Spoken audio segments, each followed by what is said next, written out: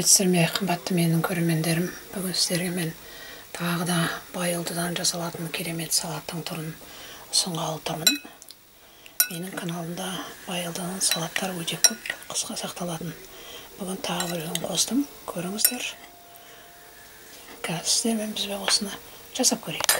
Байылдының сондай керемет салатын жасау үшін бізге ерекше салат болғалы тұр бұл. Мына көкөністер пісікшіліктің кезінде бізге қажет болады. Міне байылдыны мынандай төртбұрыштап турадық. Помидорды да, қызанақты да өстіп турадық. Мына қол ортада банкілерімізде, қақпақтарымызда тазаланып жатыр.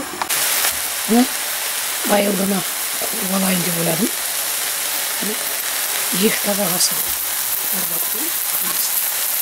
әдемілеп бесаумен қуырып аламыз. Сосын кейін үлкен табаққа салып, қалғанын саламыз. Енді үлкендеу ысқа пиязын салып 5 минут қуырып алдық. Үстіне сәбізін саламыз. Сәбізін де 5 минут қуырып аламыз. Міне қызанағын бұрышын салып жібердік. Қазір 5-10 минут қайнаған соң үстіне байылдысын саламыз. Міне байылдысын салып қойғанымызға жарты сағат болды. Қазір енді бір 10 минут жай отта қайнатып аламыз. Екіге бөліп алдық. Симай кеткесін.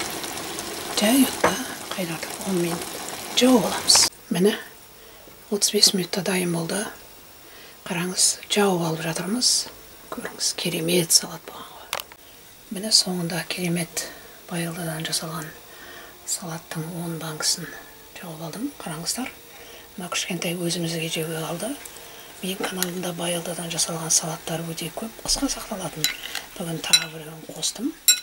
Көріңіздер, ойларыңызды ортаңа салыңыздар.